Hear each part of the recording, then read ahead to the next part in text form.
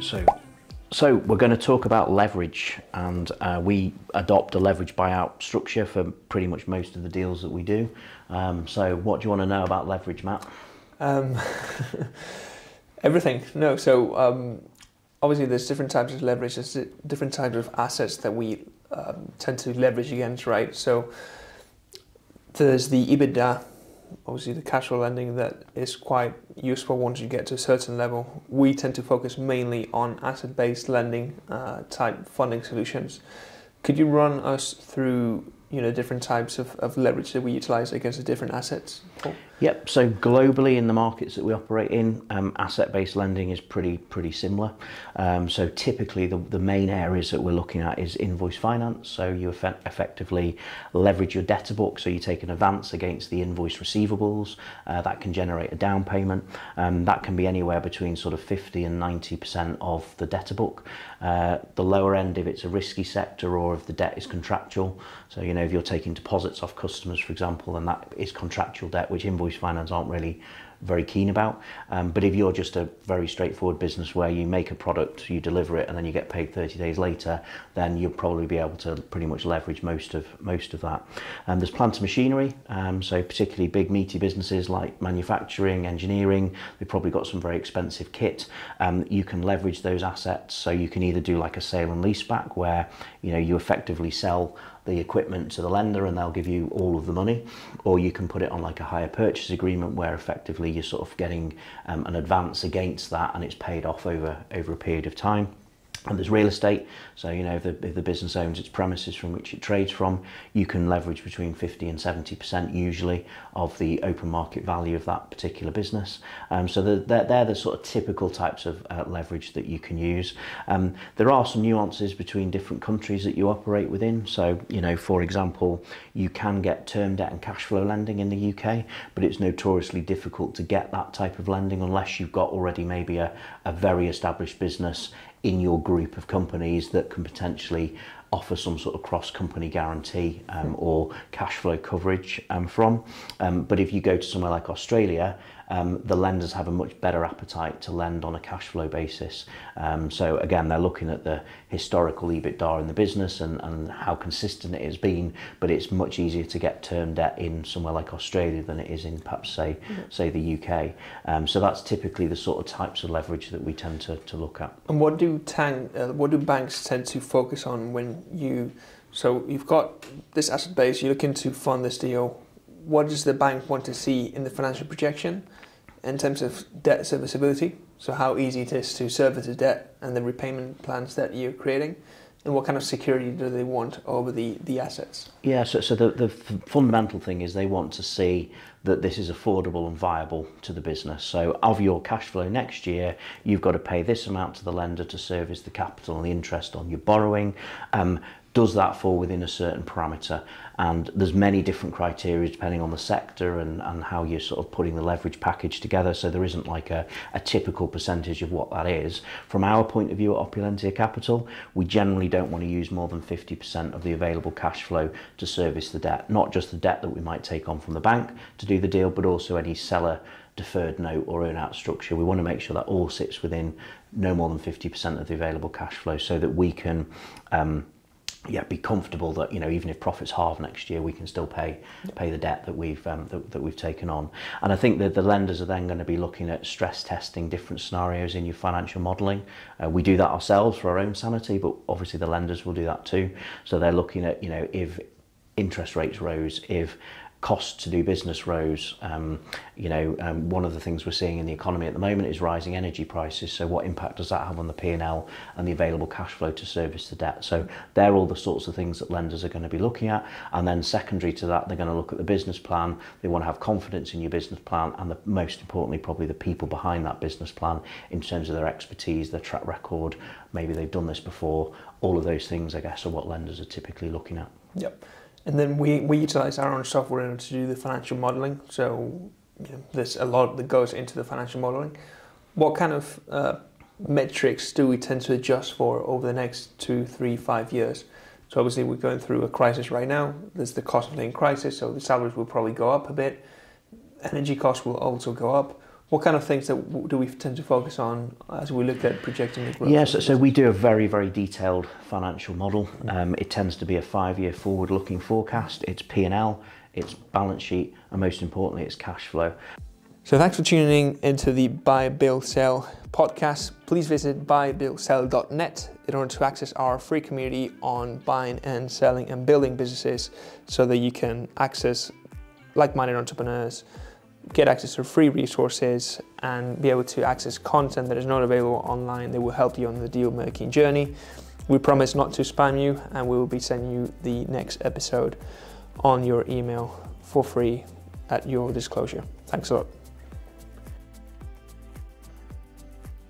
And the scenarios that we're building in, we sort of build 3 models. We do a best case, a worst case, and somewhere in the middle. And generally, we're just trying to get a bit of a feel for, if things go amazingly, what does that look like? If things go badly, what does that look like, and what sort of level of tolerance have we got within the model? So, we're looking at, if we increase sales by 5 or 10%, if we increase costs or reduce costs, if we do some financial engineering, for example, if we do better credit control to get our receivables in quicker, or if we stretch creditor days a bit, or if we turn our stock more efficiently, all of those things can have a big impact on your cash flow.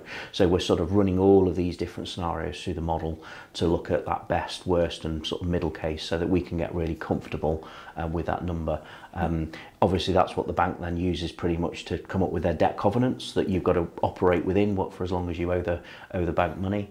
And then from a security point of view, the bank is going to want some sort of security over your lending. So that's probably like an all assets fixed and floating charge debenture over the assets, as almost like their fail-safe security to back up the lending.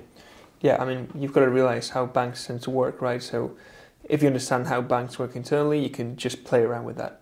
One really interesting way of actually understanding what banks are pushing for is what they push for on the website. So if you look at what their main page looks like and they're pushing plant machinery financing, it's probably because they want to get more exposure to that type of financing. So can you look at deals that have more plant machinery because you get accepted more times or at a higher rate than if you were to use maybe real estate type financing that they're not pushing as much because they're very exposed to that.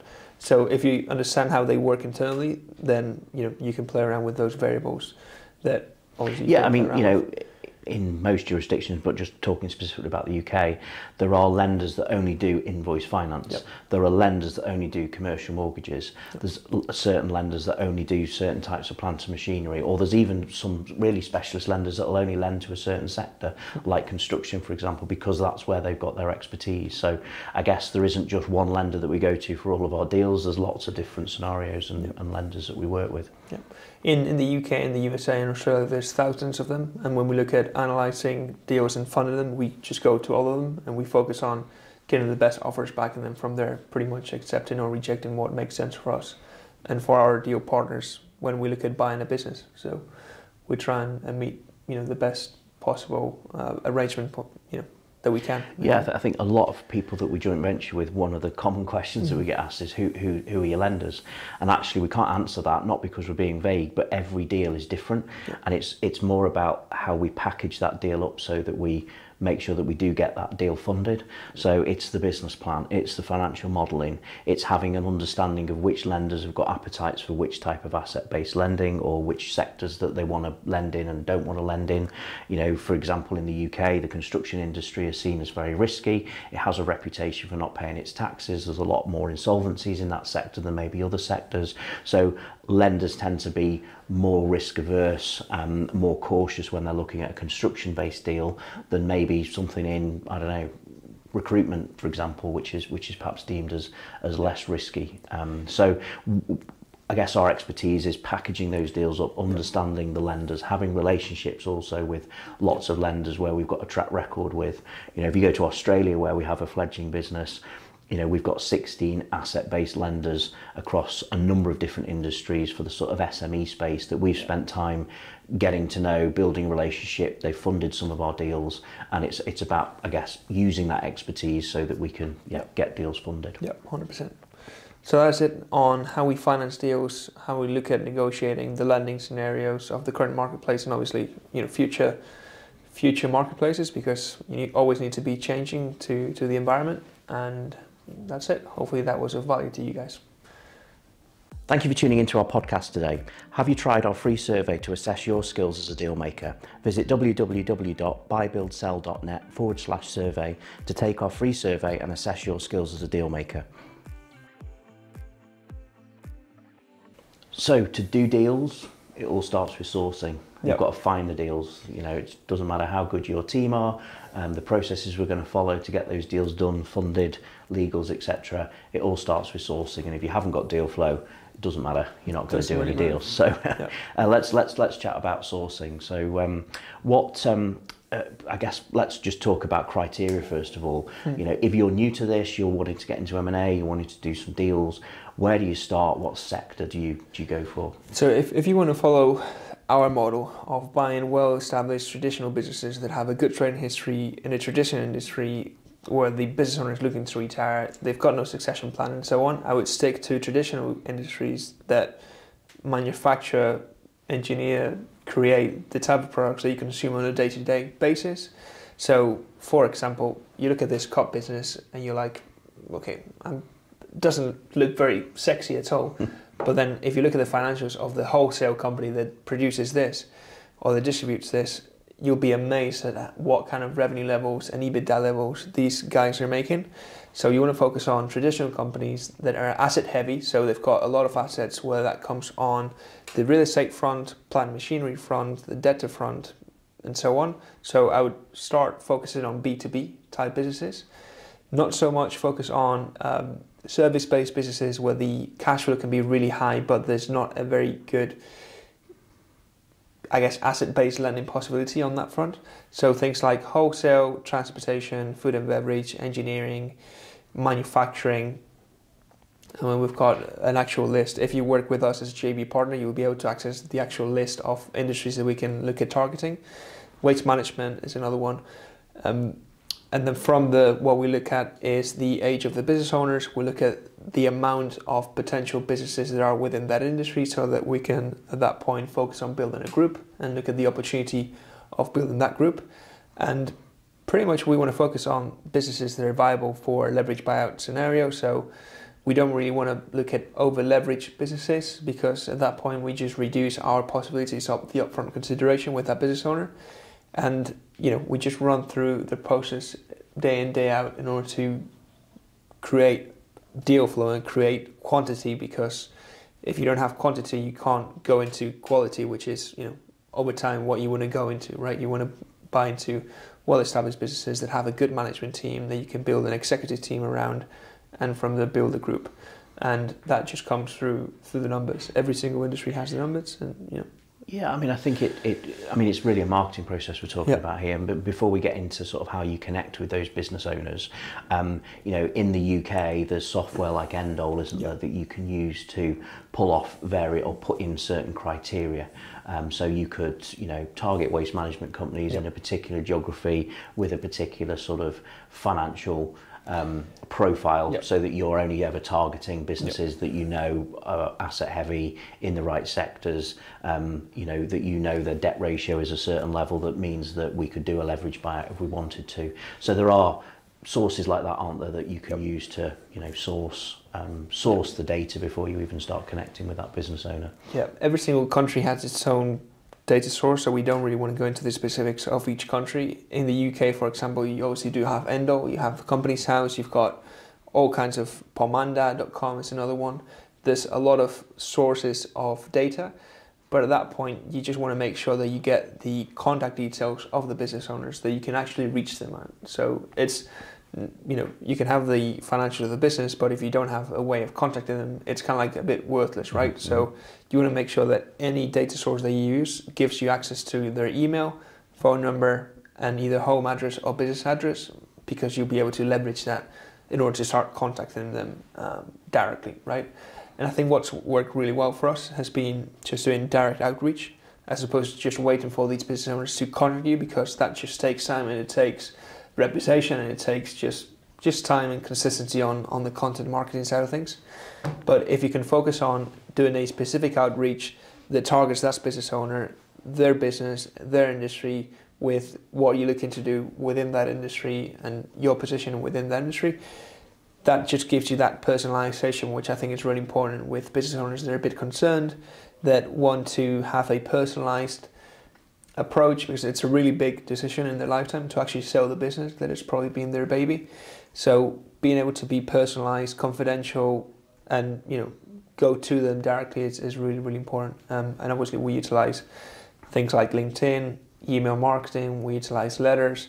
We also contact them via WhatsApp or phone call. So we've got a whole range of things that we do in order to get access to these people. And it's working for us right now. And I think that one of the things that you're particularly great at is sort of automating and optimizing and being efficient and stuff. And there's lots of data out there. Some countries more than others. But if you take the UK, for example, as you've said, you can use different websites like Endol to get the data, but it can be really quite time-consuming and laborious to do that. Yeah. Obviously, if people are working with us on a joint venture basis, they have access to our software. Yeah. Do you want to just sort of, I guess, give a bit of an overview of what the software does and how that saves tons and tons of time to actually extract that data, so that we've got a active marketing list that isn't going to take a month to put together? Yeah. So if we look at what we were doing prior to us developing our own resources and our own software inside what's the Endol infrastructure, we had a team of at the peak we had a team of about 5 people. So we have like 3 interns, we had 3 full-time staff doing the deal sourcing side of things, and on a weekly basis we would be able to source about 800 contact details from business owners. We've developed our own resource and our own software in order to get thousands and thousands of business owners' details within 2-3 hours right now. So if you're working with us, you'll be able to access this kind of resource, so that you don't have to look at hiring VAs, training VAs, telling them what to do, then tracking them, getting reports on what they've looked into, maybe looking at what mistakes they've done on, we just get rid of that. And if you work with us, we'll be able to give you an actual tool that will source all the deals for you in the UK specifically. So it's cost us a bit of time and capital to develop this, but now that we've got it running, it's really helpful for not only ourselves, but for our deal partners that are looking to source inside one specific industry or vertical anyway, right? Yeah. So thanks for tuning into the Buy, Build, Sell podcast. Please visit buybuildsell.net in order to access our free community on buying and selling and building businesses, so that you can access like-minded entrepreneurs, get access to free resources, and be able to access content that is not available online that will help you on the deal making journey. We promise not to spam you, and we will be sending you the next episode on your email for free at your disclosure. Thanks a lot. And what about so obviously when you start contacting people, I guess if I was a business owner and I received an email or a LinkedIn message or a letter from someone saying I'm interested to buy your business, probably the first thing I'm going to do is Google them to see who's this person that's reaching out to me. Yeah. So if you're a joint venture partner working with us and you want to buy businesses with us, how should you position yourself? If someone was to Google you today, what should they be finding on Google about you? You should be definitely positioned as a business investor, first of all, whether that be as a partner within Opulenta Capital, if you're working with us as a partner, or whether that's by yourself, where you're looking at acquiring businesses by yourself. You want to be positioned in a way that's congruent with your marketing strategy, right? So if you're talking to a business owner that's 60 years old that's looking to sell their manufacturing company, and you just send them a letter, well, the minimum appearance that you should have is on LinkedIn saying that you're a business owner in the manufacturing space, or a business owner inside small and medium-sized businesses in the UK, right? That's to start with. And then obviously if you want additional credibility and you want the track record of a team or a board team that's already been there, done it, won the t-shirt, obviously you work with someone or a company like Opulenta Capital with us, or you work with a team that you build by yourself, but make sure that this congruency and this what I call resonance, right, between what your marketing strategy is and what they will actually search you for, essentially. And obviously, in addition to this, you could even be on YouTube, you can be on LinkedIn, you can be on newspapers, you can have a book written, which Paul is obviously done on this available front. on Amazon. Yeah. So the more content there is about you as a business investor with a track record, the better it's going to be. Yeah, I mean, it's the same with joint venture partners. We get lots of requests from people to joint venture partner, and one of the things that we'll do is we'll Google them. Yep. And we had somebody last week reach out to us, really compelling email about, want to get into M&A, want to be a joint venture partner. I Googled them and found them on LinkedIn, and they're a pastry chef. And it's like, well, if we're going to approach business owners, we need to be positioned as a business investor, not a pastry chef. Yep. No, it's true. So one of the things that we do at Opulentia, and I guess if anyone's joint venturing with us, they'll sort of benefit from this, but equally if they want to go off on their own at some point, whether after they've worked with us or before even maybe, is about sort of creating that whole brand around what we do, how we do it, writing articles and all of that sort of stuff. What sort of content do we create at Opulentia that sort of complements a lot of the sort of outreach that we do? So we've got obviously different target markets, right? We've got people that want to work with us. We want to try and provide as much information for them as possible. We've also got business owners that are concerned about what's going to happen with their businesses. So like what's going to happen with our staff? Well, that's a content video idea, right? That we can actually utilize. What's going to happen within the first 30, 60, 90 days post-acquisition? Well, that's another piece of information that we can provide out there. We also are starting to provide information and advice on what to do if you're looking to sell your business, and that can come in the form of a LinkedIn article, can come in the form of being on the newspaper so that when they search you online, you're out there. You can do YouTube videos. Paul has done quite a few of them recently. You can start answering questions on Quora. You can look into different vlogs that you can comment on. It's mostly about making sure that when they search you online, you've got some kind of content that people can read about yourself so that they understand your story, they start building a relationship with you, and they start to understand who you are as a person. I guess a good example of this is most of the times if you're looking to take a picture with a famous person, you've got a relationship with them, but they don't have a relationship with you, and that's because they've got some content out there that you've consumed about them that's telling you who they are as a person, and that's the reason why you want to take a picture with them, right? And it's literally the same as a business buyer. If you want people to have a relationship with you, then expose yourself out there. Maybe even create like a Google page about Paul Searidge or Matthew Wainwright or whoever you are as a person, so that they start understanding a bit more about yourself, and just take it from there. Just make gradual steps towards positioning yourself as a business investor out there. So I think to summarise, it's really a marketing process. So who do you want to target? Why do you want to target them? Find the data to be able to connect with them, position yourself as an investor, and then do that outreach and connect with them in whatever media you feel comfortable with, LinkedIn, email, letters, or a mixture of all of those sorts of things. And if you consistently do that and create the habits every week in your diary, you've got an hour to 2 hours on sourcing to build that list, to connect with people, then you're going to create your own deal flow. Yep. Thank you. Thank you, guys. Thank you for tuning into our podcast today. Have you tried our free survey to assess your skills as a deal maker? Visit www.buybuildsell.net/survey to take our free survey and assess your skills as a deal maker. Okay, so part of deal making is obviously understand the legals. I'm not a lawyer myself. Paul is not a lawyer himself. We've got obviously an internal team that manages all our legal aspects of the deal making process.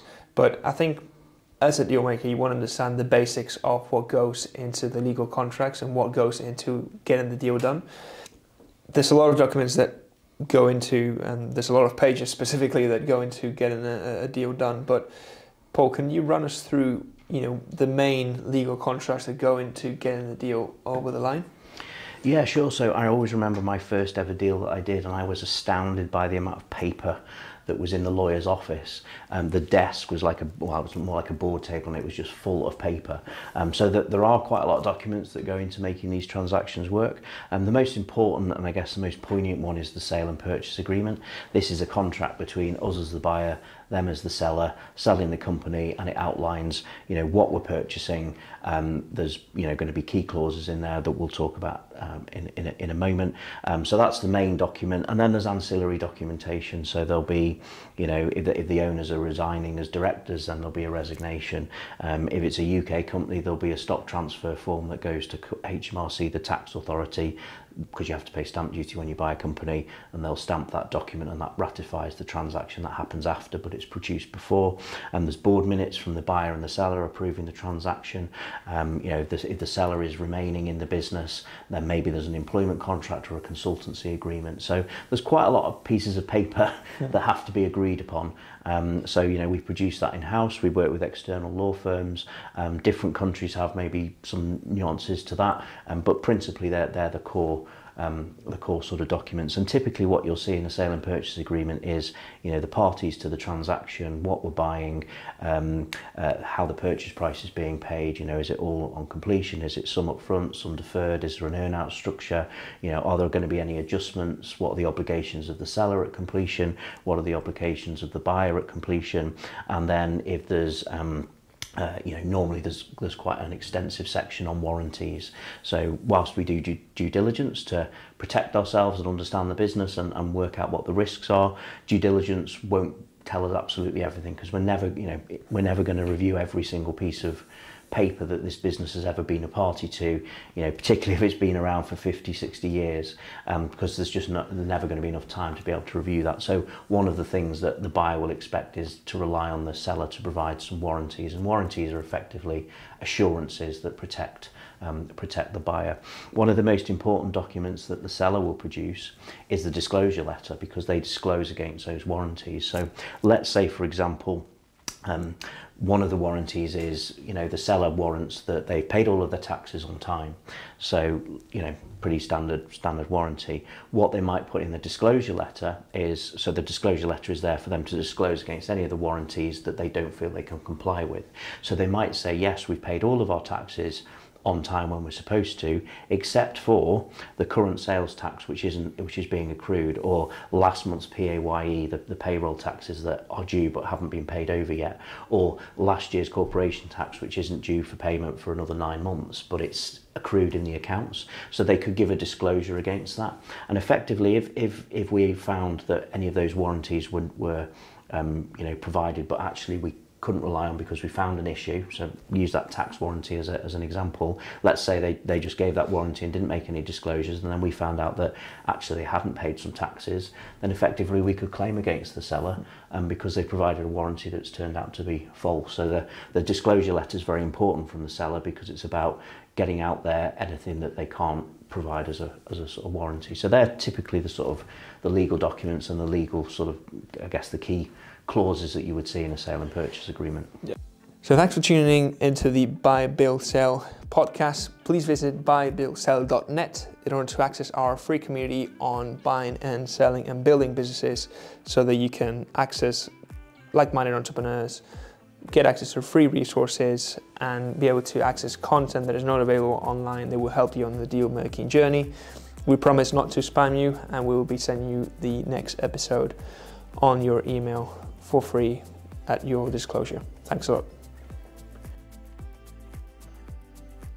And I think that's where negotiation comes down to line. So we talked about in another video about negotiation tactics and having conditional. So like, if this happens, then this will happen.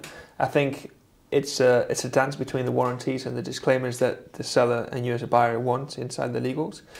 And if you can navigate both, then you can understand what you're willing to accept or what you need to give into the deal, then you kind of can negotiate that aspect of the legals, right? And in regards to working with external law firms and so on, obviously we've got our own contingency-based law firms that we work with. What would you advise on people that are, working with us, or they're looking to work with other third parties on the law firm side of things? Would you advise them on working on an hourly rate? Would you advise them on working on a contingency basis? What's your thoughts on that? Yeah, so I mean, I would say the same to a joint venture partner as I would say to a business owner. You appoint an advisor to advise you, and if they just said yes all of the time, then they wouldn't be a good advisor. So you're effectively paying the advisor to tell you all the reasons why you shouldn't do the deal. So I think it's very important from our perspective that firstly we get an advisor that knows what they're talking about. So if you look at law firms, you can get lawyers that specialise in family law, in property and real estate, in corporate and commercial law, in contract disputes, in mergers and acquisitions. You want a really good corporate lawyer that understands all things mergers and acquisitions, There's no point a divorce lawyer trying to do an M&A contract because they don't have the same skill set. So firstly, find an expert. The second thing is that costs can spiral and get out of control, and most professional advisors tend to work on a sort of hourly basis. So, you know, the incentive to them is the more hours they spend on a transaction, the more it's going to cost. So we always advise about negotiating a fixed price, and that can be a bit alien to particularly lawyers, but you know, we insist on it because then they're incentivized to get the deal done quickly, work proactively, be commercial about things, and not let the hours spiral out of control. And most transactions typically take a certain amount of time and effort, and it would be unusual for a transaction to take many more hours than it would normally. It does happen, but you know, I guess that's the risk of a law firm. And negotiate it on a contingent basis, so only pay them if the deal gets done. That way they're incentivized to get the deal done, and you don't end up with a big legal bill at the end if the deal falls through for any reason. So yeah, find that expert, negotiate a fixed fee, put it on a contingent basis. And you know, we've worked with many lawyers over the years, and you know, there's been lawyers that have worked on the opposite side to us that, you know, if anybody wants a recommendation to working with those people, we'd be more than happy to provide it. Because I think it's really important that actually you want a commercial lawyer. Sometimes lawyers can get really tied up in some really minute detail that actually in the grand scheme of things probably isn't that important. You know, so it's about trying to focus on the commercial side of things. So what's to be paid, when's it to be paid, what protections are there for the seller in the event that things don't get paid when they're supposed to, what are the warranties. They tend to be the most important parts, and if anything can be the most contentious parts. So you know, one of the things that we will do is, as we move through the transaction, is we'll get all the stakeholders together on a weekly basis on a virtual call, and then we'll work through any contentious issues. So normally by the time you get to sort of, you know, the week before the deal's to be done, there might be one or two contentious parts that we've got to negotiate and discuss and try and agree on, but it's about trying to make progress with each call that you have. I think as part of working with us, you'll be able to access our internal lawyers, the external law firms that we work with. We know how to structure it in a way where you don't have to pay this fee up front, only until it closes. So it's not like you need, you know, say 100 grand saved in order to spend on this lawyer, this law firm plus our internal lawyers. It's something that we integrate into our own specific process of deal making. So I think that's really useful. I'm also 100% partisan in working with someone from the specific niche that you work in or that you're looking to do a deal with, because there's so many components and there's so many specifics that you can only get after going through the process of, you know, drafting the share and purchase agreement 100 times as opposed to like a divorce agreement. So there's, you know, the more focused they are on the industry that you're looking to work in, I think the better, definitely. Okay, well, thank you for joining us, guys. Thank you. Thank you for tuning into our podcast today. Have you tried our free survey to assess your skills as a deal maker? Visit www.buybuildsell.net/survey to take our free survey and assess your skills as a deal maker. So, welcome to our next video, which is on a couple of the success stories that we've gone through or are going through as part of building the groups inside the industries that we're currently involved in. I think one of the latest exits, or the last exit that we've done, has been with Take Me Group, which is a taxi group that got built since 2019, I think, until 2023. It's gone on the journey of buying 18 companies, or at least becoming an equity stakeholder inside 18 companies. It's got a partnership with Uber that is licensing its technology. It's given access to small towns inside the UK where the typical Uber driver wouldn't be able to access or drive into.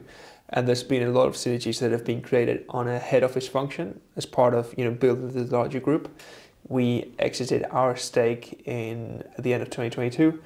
But Paul, do you want to run us as to how you met David and John, what the process was like, what the intentions was like at the beginning, and then what we've gone through in order to get to the point in which we've exited our stake?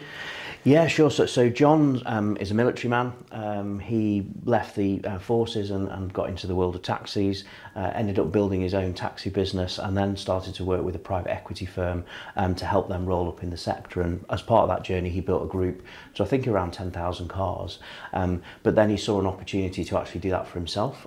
So I met with John back in I think it was 2018, and he shared his vision, and maybe there was an opportunity for us to work together, and we looked for that initial business that we could ultimately acquire to kickstart this process. And he came across David, who ran a very successful taxi business in the East Midlands, and they joined together. David's amazing at marketing and building and driving the efficiencies in taxi businesses, which we'll talk about in a second, and John's brilliant at the whole M&A side of things, looking for deals, putting deals together.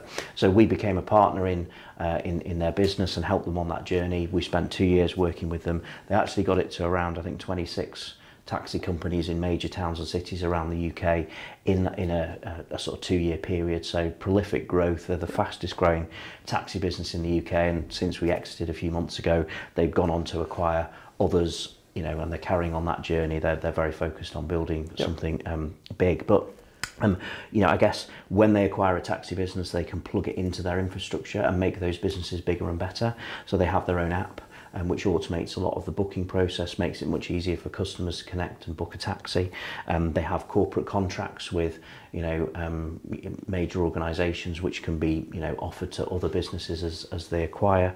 They have an offshore call centre, so if you're a small taxi business operating in a small town, you might staff that during the day and the evenings, but if you wanted to staff that overnight to provide taxi services, that can be quite costly. So what they can do is they can plug you into that call centre, so that company can take calls 24/7, 365 days of the year, and it can bring in additional business.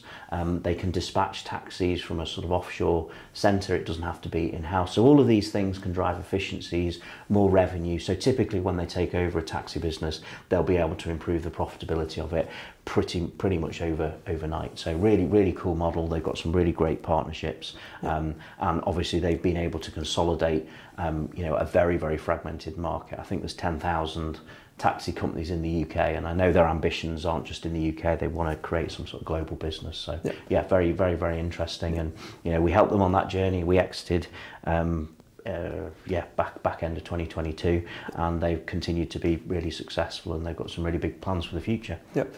So thanks for tuning into the Buy, Build, Sell podcast. Please visit buybuildsell.net in order to access our free community on buying and selling and building businesses, so that you can access like-minded entrepreneurs, get access to free resources, and be able to access content that is not available online that will help you on the deal-making journey. We promise not to spam you, and we will be sending you the next episode on your email for free at your disclosure. Thanks a lot. I think what can be studied about that process of building that group is, if you look at an industry, there's thousands of small and medium-sized business owners that are probably looking to retire in the next 5 years. So what kind of services could you create at a holding level that will add value to all these companies? So for example, let's look at the HVAC business, right? Can you create a holding company that manages all the accounts for all of these businesses? Can you create a head office function that does the marketing for all these businesses, the outreach or the cold calls for these businesses? So there's a lot of operational costs that can be created over a head office function. And as part of building that group, you can create technology, you can create synergies and so on. So that adds value to the entire operation overall. I mean, it's something that we're doing within Uplantia Capital. We're trying to create our own technology and our own processes, so that at the point in which, say, we sell our firm, we've got this technology base, we've got the media base, we've got a head office function that's managing all the operations, and that just adds a lot of value for a potential buyer when the time comes, right? So it's something that's actually quite interesting. And let's talk about the Falcon Recreation Group. So it's a group that we're building inside the motorhome and caravan space. I've lost count on how many businesses we've bought there, but we've got company motorhome and caravan companies that are across the entire price spectrum. So we're selling from £500,000 caravans and motorhomes down to 10 grand type second-hand caravan and motorhomes. what's your thought process on what we're building? Yeah, so we got our first taste of the sort of caravan world when we acquired the longest established caravan business in the UK. It was a company called Robinsons in the East Midlands, been in 2 generations of the same family, great business, trading from 2 sites, loyal customer following, and I guess it showed us what the market was all about. So, in 2013 there was around about 14,000 caravans being manufactured, new units every year. More recently that's dropped to 7,000, so the market is actually declining. So we're actually in a market that is declining, and I'll talk to you about in a second why we're still interested. You'd think, oh, if the market's declining, why are you there? But on the polar opposite side, you've got motorhomes and camper vans, and that's a massively growing sector. So same stats, 2013, only 7,000 units manufactured every year new. The stats are now 14,000. So that's really the growth area of the group that we're very much focused on. So yeah, we've since gone on to acquire other businesses in the caravan and motorhome space. One of the brilliant businesses that we bought last year was Premium Motorhomes, so they're selling very much, as the name suggests, the premium end of the market. So we're selling Morellos. These sort of vehicles are, cost between 300. I think there was an example of one at 750,000. So real premium products that we can sort of cross-sell across all of our different sites, where maybe they've historically just focused on camper vans or motorhomes or caravans, for example. So yeah, some of the businesses we've acquired have been really good at certain areas like marketing. One of the businesses has got a CRM function. There's others that are better at cross-selling and sales. So, typically when you buy a caravan or a motorhome, you'll buy accessories to go with it, whether it be a motor mover, an awning, camping accessories, etc. So being able to upsell and cross-sell to customers, making that whole customer service experience better, and being able to maintain and repair caravans and motorhomes as and when required. We've got greater capacity by joining all of these businesses together and driving all of those good things. So it's not about trying to create some centralized group of companies under the Falcon banner. Yeah, it's called Falcon Recreation Group, but each business inside the group has its own brand name. It's been long established, and it's about taking the good things out of each of those businesses and transporting that into others. So yeah, we've been able to build the group to 50 million in just over a year. Yep. So still a bit of a way to go on that journey, but yeah, very exciting industry to be involved in. And I guess we've seen, with particularly the recent pandemic, there's been a big growth in the market because I guess people were not free to travel. Holidays were pretty much banned under the sort of lockdown rules. So being able to have your own space to holiday, whether that be a caravan or a motorhome, has driven more people and maybe a younger demographic actually into the market. Our typical customers now are, historically you would think it would be people that are sort of semi-retired or retired that would go on caravan holidays. Actually, we're seeing, young people, families being more of our sort of customer base. So it's definitely an area that seems to be growing. Yeah, 100%. And there's obviously a lot of verticals and a lot of industries that we can do the same thing in. It's just about replicating the model and looking at that specific industry. So for example, one of the new opportunities that we can target inside the caravan and motorhome space is looking at the online aspect of it, right? So we're looking at building, the online retail aspect of it a bit further, so you can capitalize on new opportunities that come out of it. And each industry just has its own opportunity zone that you can just tackle once you start building and buying companies in that sector. So yeah, that's 2 case studies on 2 groups that we've built. One of them we've exited, the other one we're still building, and obviously we've got lots more going on that we'll talk about in the future. So thanks a lot for watching, guys. Thank you for tuning into our podcast today. Have you tried our free survey to assess your skills as a deal maker? Visit www.buybuildsell.net/survey to take our free survey and assess your skills as a deal maker.